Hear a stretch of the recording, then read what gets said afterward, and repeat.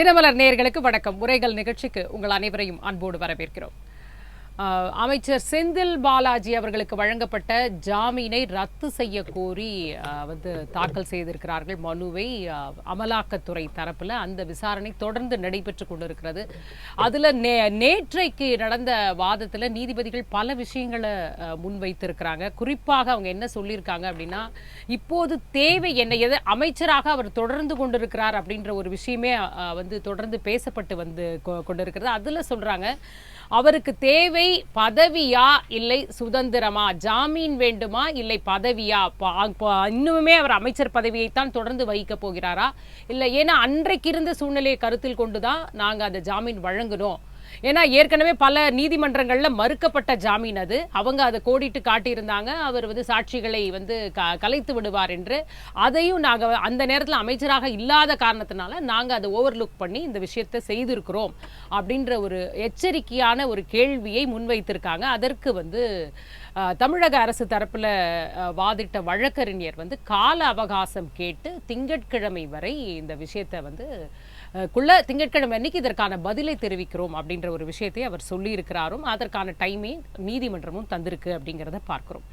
பொதுவாக இந்த மாதிரியான வழக்குகள்ல நீதிமன்றம் இந்த மாதிரி சாய்ஸை எல்லாருக்குமே வழங்குமா, இது எல்லாருக்குமே சமமாக கிடைக்கக்கூடிய வாய்ப்பு தானா, இந்த சலுகைகள் எல்லாருக்கும் கிடைக்குமா, இல்லை அமைச்சர்கள் ஹை ப்ரொஃபைல் கேஸ் இந்த மாதிரி இடத்துல தான் இருக்குமா, சட்டம் எல்லாருக்குமே சமமாக தான் இருக்கா அப்படின்ற அடிப்படையில் தான் இன்னைக்கு நம்ம பேசியிருக்கோம்.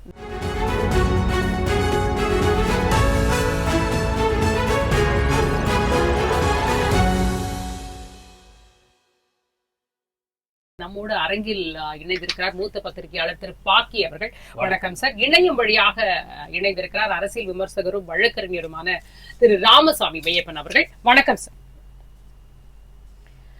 சார், முதல்ல நான் கேட்ட மாதிரி முகவரையிலே சொன்ன மாதிரி உண்மையிலே நீதிமன்றத்துல இந்த மாதிரியான வழக்குகள் ஜாமீன் கொடுக்கப்படுவதும் அதை ரத்து செய்யக்கூடிய ஒரு வழக்கு வரும் பொழுது எல்லாருக்குமே இந்த மாதிரியான கேள்விகள்லாம் கேட்பாங்களா? ஏன்னா இதுல 3 தடவை நாங்க ஏற்கனவே வாய்ப்பு கொடுத்து விட்டோம் அப்படின்னு நீதிபதியே சொல்றாரு. அப்படி இருக்கும்போது இந்த மாதிரியான சான்ஸ் எல்லாருக்குமே கிடைக்குமா சார்? இதுதான் அடிப்படையில இப்படிதான் ஒரு வழக்கு நடக்குமா?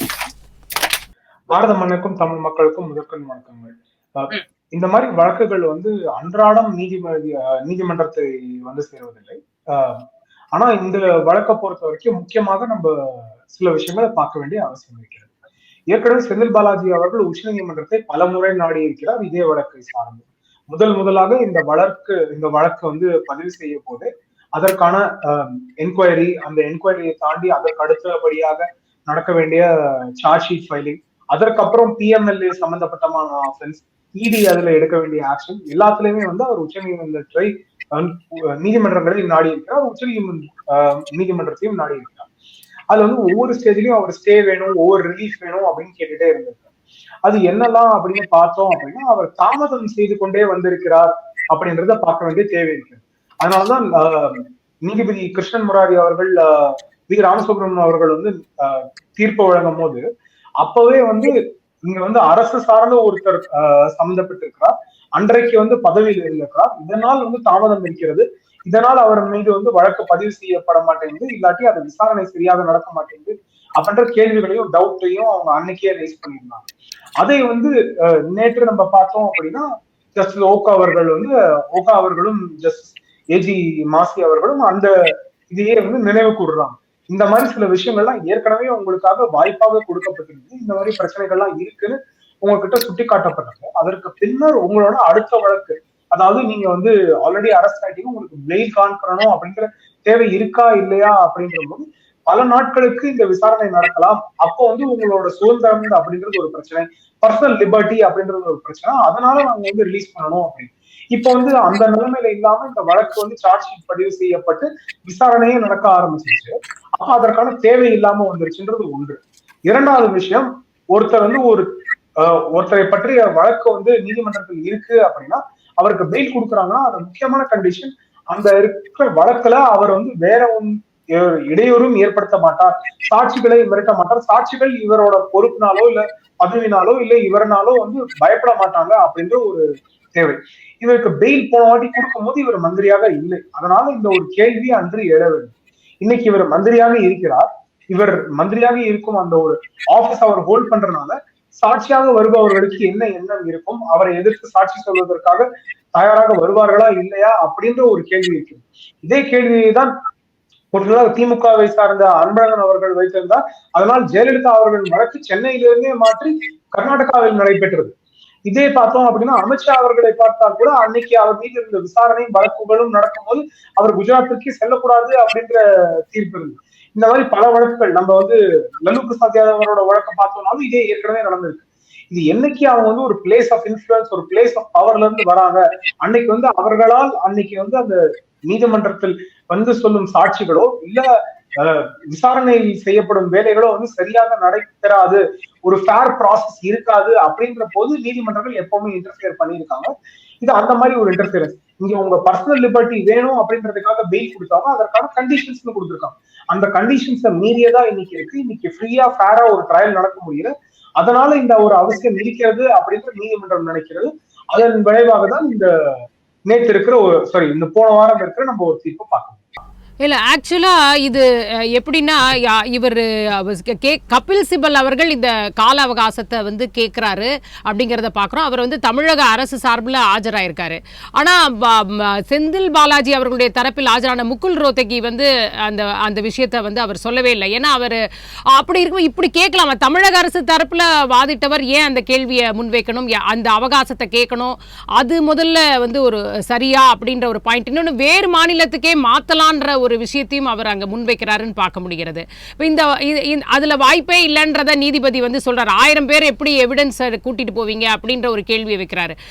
ஏன் கபில் சிபல் அவர்கள் இந்த வாதத்தை முன் வச்சாங்க? தமிழக அரசுக்கு அப்படி ஒரு நிர்பந்தம் இருக்கிறதா? அவங்க ஏன் இந்த கால அவகாசத்தை பத்தி அவங்க முடிவு பண்ணும்? எதுவாக இருக்க வேண்டும்ங்கிறத அவங்க செந்தில் பாலாஜி அவர்கள் தானே முடிவு பண்ணுவார். ஏன் தமிழக அரசு கேட்கிறாங்க இந்த விஷயத்துல? அதான் முக்கியமாக முகுல் ரோஹத்கி அவர்களை தான் நீதிமன்றம் ஆக்சுவலா அந்த கேள்வி கேட்டது. ஏன்னா அப்போது வாதம் அவர் வைத்துக் கொண்டிருந்தார். அப்பொழுது வாதம் ஜஸ்டிஸ் ஓகா அவர்கள் பர்டிகுலரா முன்னாடி இருக்காங்க ஏற்கனவே நான் சொன்ன தீர்ப்பை ரெஃபர் பண்ணி அது which recorded that the minister has already forced people to withdraw the complaints. Why should we not take this action அப்படின்றது தான் அவங்க கேள்வி கேட்டிருந்தாங்க. அதற்கு பதிலாக முகுல் ரோஹத்கி அவர்கள் அப்போது எதுவும் கூறாமல் செந்தில் பாலாஜி அவர்களை ரெப்ரசன்ட் பண்றதாக இருக்கிற மாதிரி ஆனா தமிழ்நாடு அரசுக்காக வாதிட்டு கொண்டு இருக்கிற கபில் சிபல் அவர்கள் வாதம் வைத்தார். சோ அது இங்க ஒரு இன்ட்ரிகேட் ரிலேஷன்ஷிப் இருக்கு அப்படின்றதே அதுதான் பிரச்சனை. நீதிமன்றங்கள் என்ன பிரச்சனையா பாக்குறாங்க அப்படின்னா, அரசும் இன்னைக்கு வழக்கு யாரு நீதிமன்றத்தில் வைத்துக் கொண்டு இருக்கிறாரோ, யாரு விசாரணை நடந்தது இன்னைக்கு குற்றவாளி என்று கருதப்படுகிறாரோ அவருக்கும் ஒரே வாதமாக வைக்கப்படுகிறது அப்படின்ற அந்த ஒரு டிஸ்டிங்ஷன் இல்லாத பிரச்சனை தான் அப்படின்றதான் பார்க்க வேண்டிய தேவை இருக்கிறது. அந்த ஒரு டிஸ்டிங்ஷன் இல்லாம டிஸ்டிங்ஷன் இருந்துச்சுன்னா பிரச்சனை கிடையாது.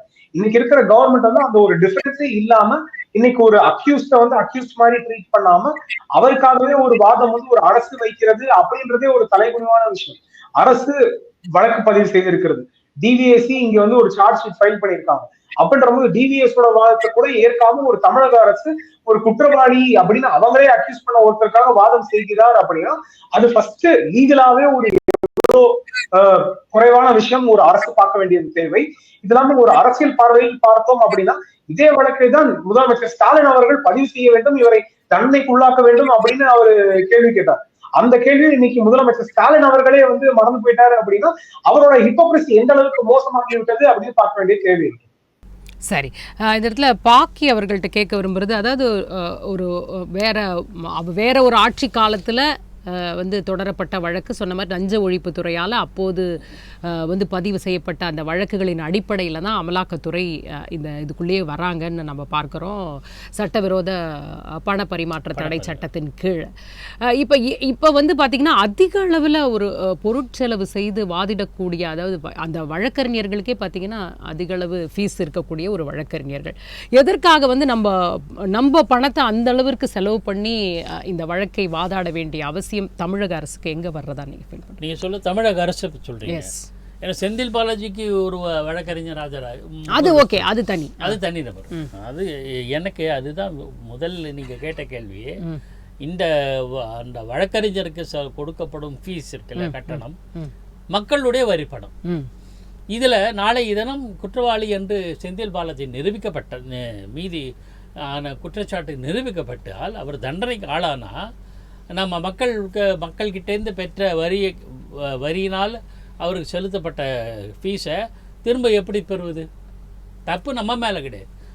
அதாவது மக்களோட வரிப்பணம் அவங்க குற்றச்சாட்டே ஒரு அமைச்சர் மீதான அரசு எடுத்து வாதாடுது. மக்களோட வரிப்பணம் அப்படிங்கிறபோது தோற்று போனால் இதுக்கான செலவை எப்படி நீங்கள் இது பண்ணுவீங்க? அதாவது என் பணத்தை எடுத்து யாருக்கோ வாதாடுவீங்களா அப்படின்னு நம்ம கேட்கறதுக்கு நமக்கு உரிமை உண்டு. இது ஒரு பக்கம் இருக்கட்டும். ஆளுநர் குறித்த ஒரு வழக்கு மசோதாக்களை கிடப்பில் போட்டார். அவ்வளோதான். அது தவறு தான், கண்டிக்கத்தக்கது. ஏன் முடிவெடுத்தாகணும்? அதுக்கான உச்சநீதிமன்றம் தீர்ப்பு கொடுத்து அதுக்கு அழகான தீர்ப்பு வந்துடுச்சு.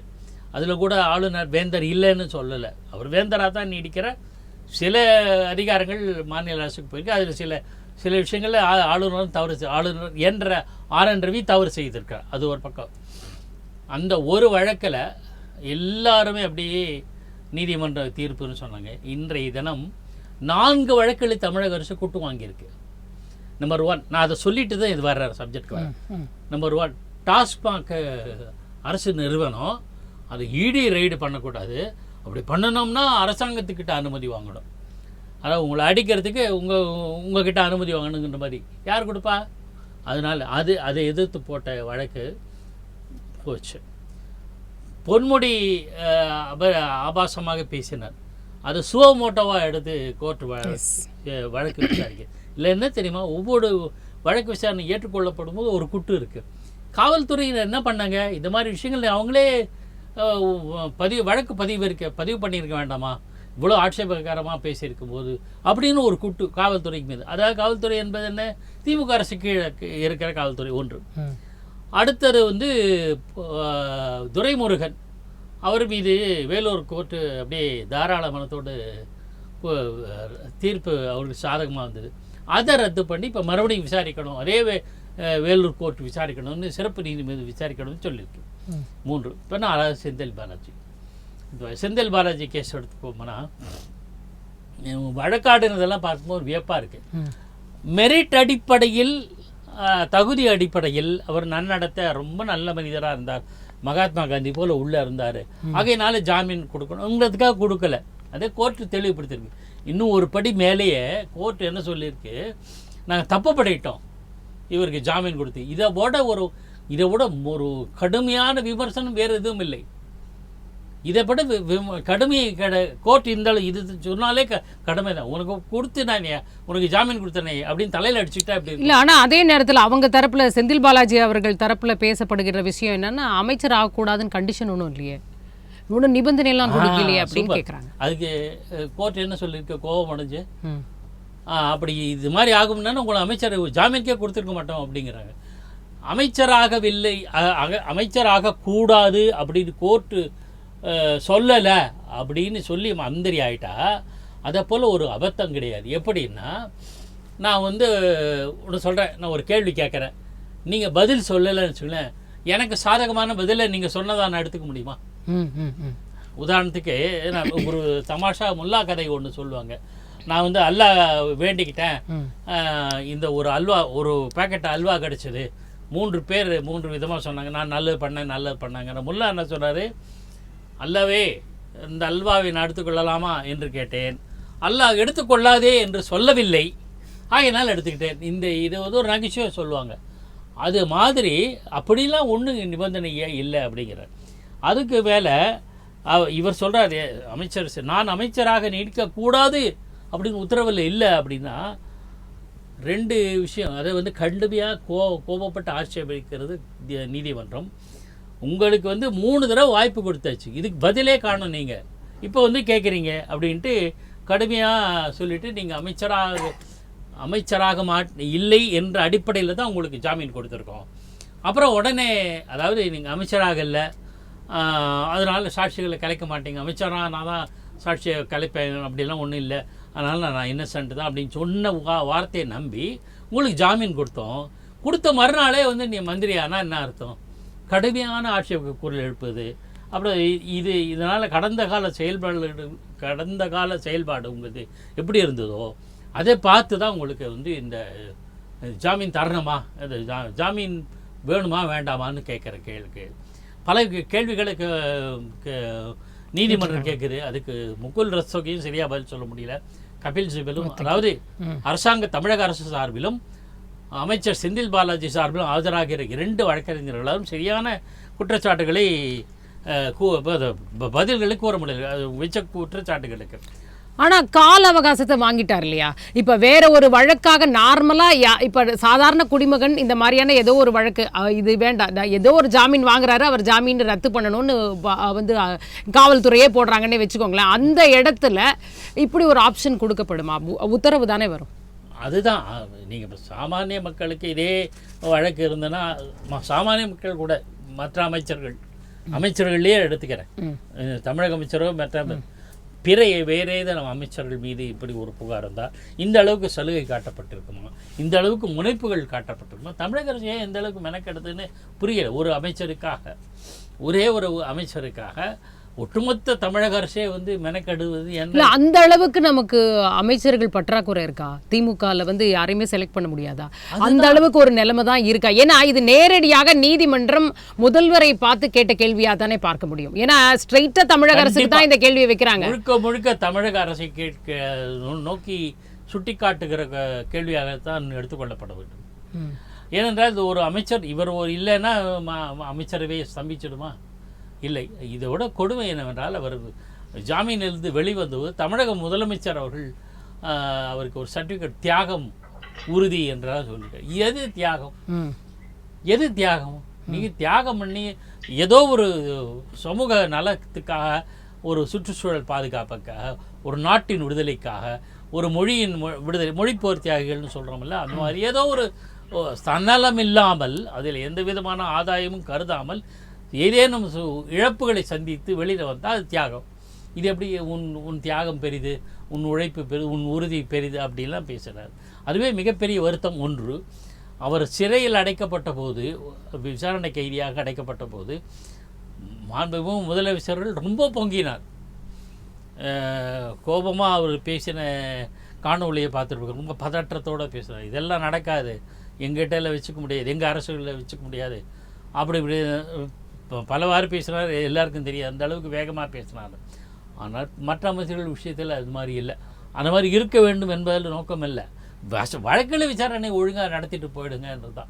இது மாதிரி கடந்த காலங்களில் எப்போது நடந்திருக்கா? இது வினோதமான அணுகுமுறையாக இருக்கிறது. ஒரு அமைச்சருக்காக ஒரு அரசாங்கமே வரிந்து கட்டி கொண்டு வருவது ஏன் என்பது மர்மமாக இருக்கு. ரைட். ராமசாமி சார், அதாவது ஒருவேளை அமலாக்கத்துறை மீது கொஞ்சம் அங்கங்கே டிராபேக்ஸ், செட்பேக்ஸ் இருக்கிறதுனால நீதிமன்றம் கொஞ்சம் சலுகை காட்டுதா இந்த விஷயத்தில் அப்படின்ற கேள்வி, சாய்ஸ் கொடுக்குதா?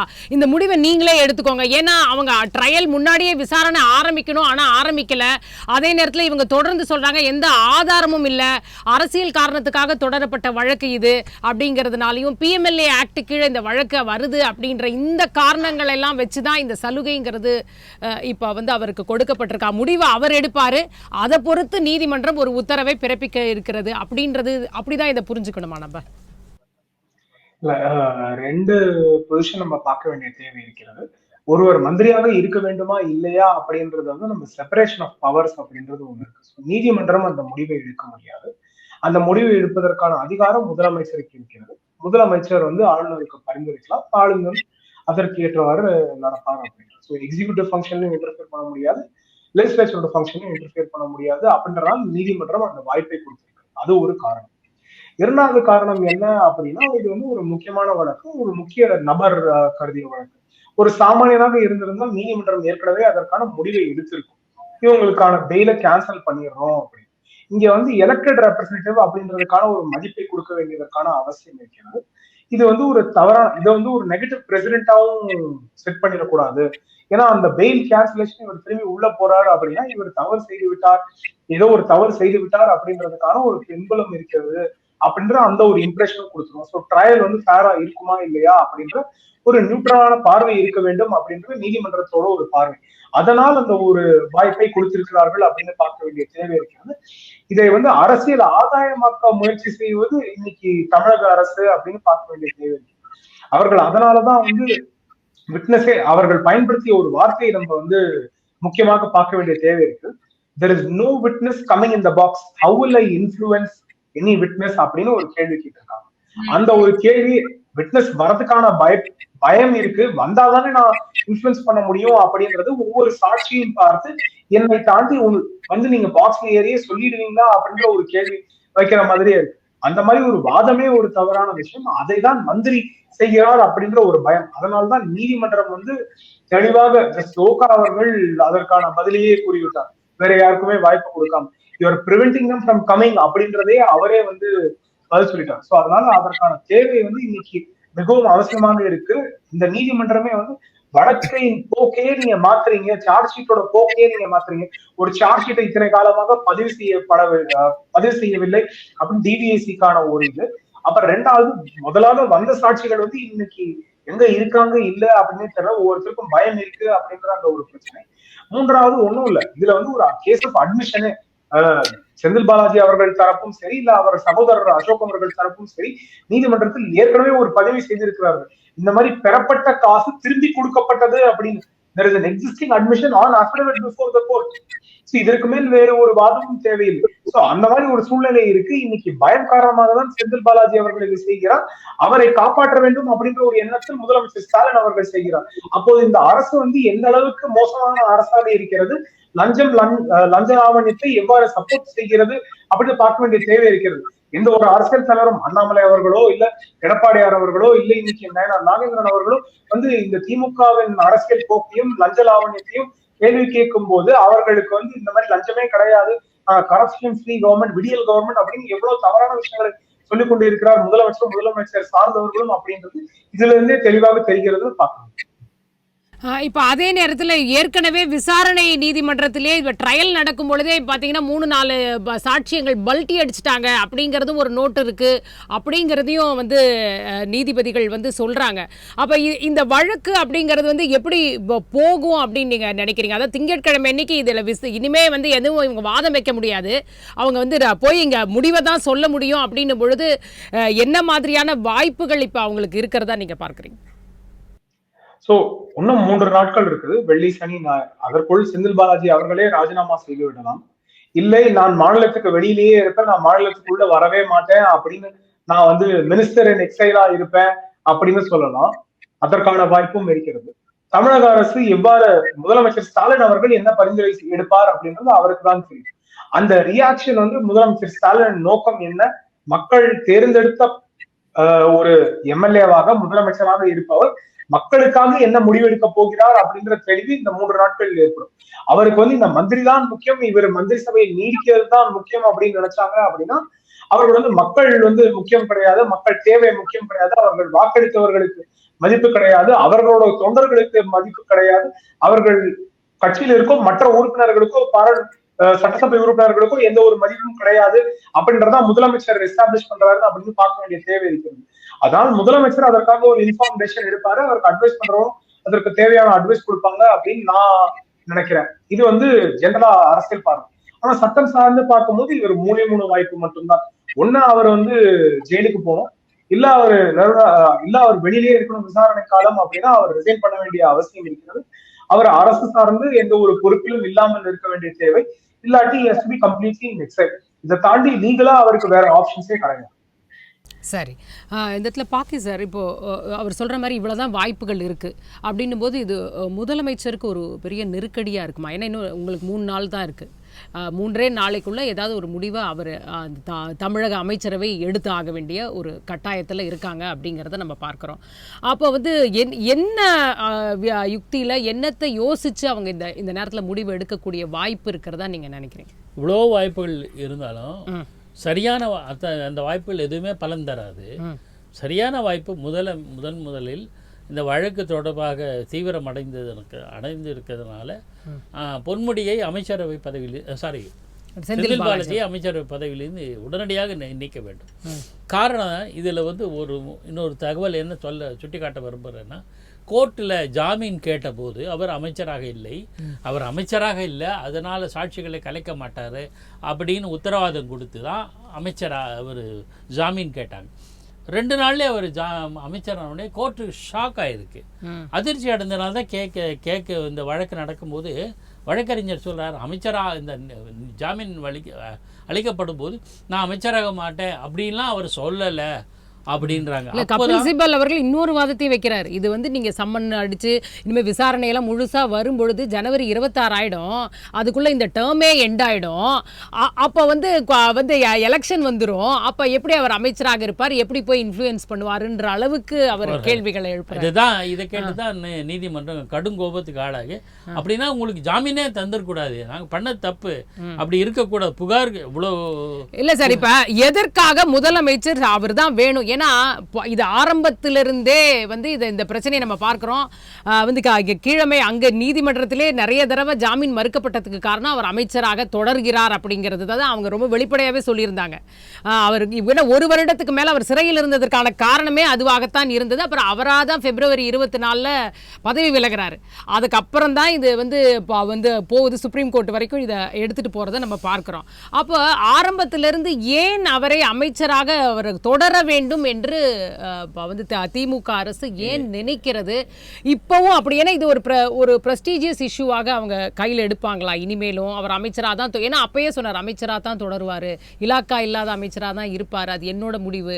ஏன்னா ஆளுநர் கூட இந்த ஒரு கேள்வியை வச்சதை நம்ம பார்க்கிறோம். இவர் இன்னும் தொடர்றாரு, இவர் ஏன் அமைச்சராக இருக்காரு, வழக்கு நடக்குது, இப்படியெல்லாம் கேட்கும்போது கூட இந்த மாதிரியான ஒரு பதில் வருது.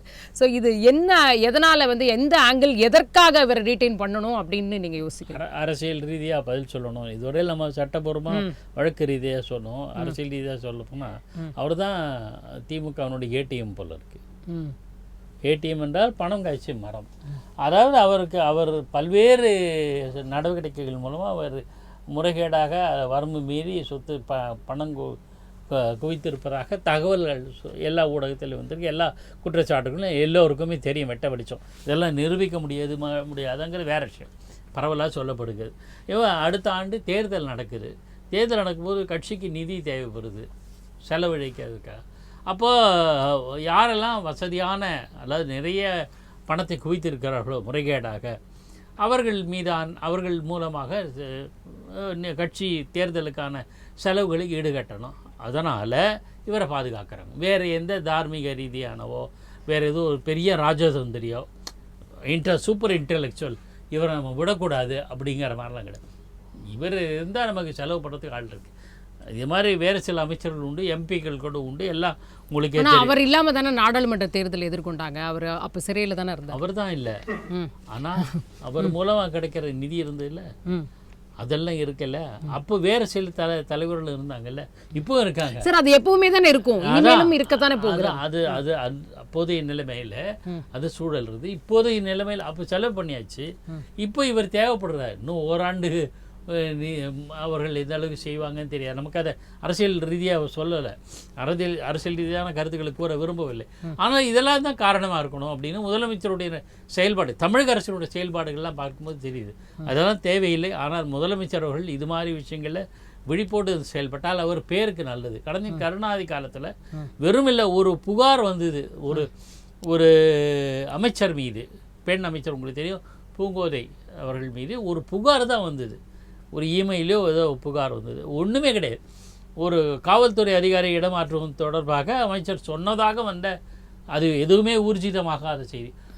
தகவல் அறிந்த உடனடியாக கலைஞர் கருணாநிதி முதலமைச்சராக இருந்தபோது அடுத்த நிமிஷம் அமைச்சர் பதவி வைத்து காலி பண்ணு, விலகி விட்டு போ, ரிசைன் விட்டு போ அப்படின்னு சொல்லி. சார் இவரை மட்டும் இப்போ எடுத்துட்டா போதுமா? நீங்கள் சொன்ன மாதிரி இப்போ பொன்முடி அவருக்கு வழக்காயிடுச்சு. அடுத்தது வந்து துரைமுருகன் அவர்கள் இருக்காங்க அப்படின்னு நம்ம பார்க்குறோம். ஸோ இன்னுமே இருக்காங்க, இன்னுமே வழக்குகள் இருக்கிறத நம்ம பார்க்குறோம். அப்படி இல்லை வழக்குகளுக்காக நீங்கள் எப்பயுமே அமைச்சர்களை எடுக்கணும் அப்படிங்கிறது முடிவு சரியாக இருக்குமா? ஏன்னா இடி வந்து இப்போ வந்து எங்கெங்கெல்லாம் பிஜேபி ஆளாத மாநிலங்களில் அங்கே இருக்கக்கூடிய அமைச்சர்களை குறி வச்சு இந்த விஷயங்களை நடக்குதுன்ற ஒரு குற்றச்சாட்டு தொடர்ந்து வைக்கிறாங்க. அப்படிங்கும்போது அதுக்கு அடிபணிஞ்சதா ஆயிடாதா? அப்ப அதற்காகவாது அவங்க மாத்தி தானே சிந்திக்க வேண்டிய ஒரு சூழல். அதாவது நீங்க சொல்றது எல்லா அமைச்சர்களும் நிற்கணும். அப்போ எல்லா அமைச்சர்களும் இந்த மாதிரி புகார்களுக்கு ஆளாகிற அளவுக்கு நடந்துக்கிட்டாங்களா? அப்போ நீங்கள் உங்கள் தலைமை மீதே கேள்வி வருதில்ல. ஒன்று, எல்லாரையும் எல்லா வித முறைகேடாக பணம் சம்பாதிங்கன்னு சொல்லிட்டாங்களா, அனுமதி கொடுத்துட்டிங்களா, அல்லது அவர்கள் அப்படி செயல்படும் போது நீங்கள் கண்டு கொள்ளாமல் இருந்துட்டீங்களா, அல்லது தடுக்க இல்லாமல் தவிக்க இருக்கிறீங்களா? 3 கேள்வி தான் இந்த 3 விஷயத்தில். அதனால தான் செந்தில் பாலாஜி பொன்முடி கூட மீண்டும் அமைச்சராகியிருக்கார். குற்றம் சாட்டப்பட்ட மட்டும் இல்லை, ஒரு தண்டனையை கொடுத்துட்டாங்க, நிறுத்தி வைக்கப்பட்ட தண்டனை. அவர் இருக்கார். தங்கம் தண்டசு KKSS ராமச்சந்திரன் மீது மறுபடியும் வழக்கு தொடர்ந்து நடைபெறுகிறது. துரைமுருகன் கேட்கவே வேணாம், அவர் மீது மறுபடியும் வேலூர் கோர்ட்டில் விசாரணை நடத்தப்பட வேண்டும் என்று சொல்லுது. இப்படி இருக்கும்போது எல்லா அமைச்சர்களும் ஏதாவது ஒரு புகாரில் ஆளானால் முதலமைச்சர் கையில் சாக்குவாடி எடுத்தாரே, அந்த சவுக்கு எங்கே போச்சு அப்படின்னு கேள்வி கேட்க வேண்டியிருக்கு. ஆக இதெல்லாம் அரசாங்கத்துக்கு கெட்ட பேரை தரும். இது தேர்தலில் எதிரொலிக்கும் என்பது எல்லாருக்கும் தெரிஞ்சது. ஆனால் அரசாங்கம் நிதி பற்றாக்குறை பல்வேறு பிரச்சனை சொல்லும்போது அந்த நிதியெல்லாம் இங்கே போகுது. இப்போ டாஸ்மாக் ஊழல் 1000 கோடி ஊழல், அதுவும் இப்போ மறுபடியும் தூசு தட்டி அந்த வழக்கு இப்போ விரைவாக எடுத்து கொள்ளப்படுகிறது. ஆக நீங்கள் என்ன பண்ண போகிறீங்கன்றது கவலையாக இருக்கிறது. சரி, ராமசாமி சார், ஈடியுடைய வழக்குகள் பொதுவாகவே பார்த்தீங்கன்னா கன்விக்ஷன் ரேட் ரொம்ப கம்மியாக இருக்குது.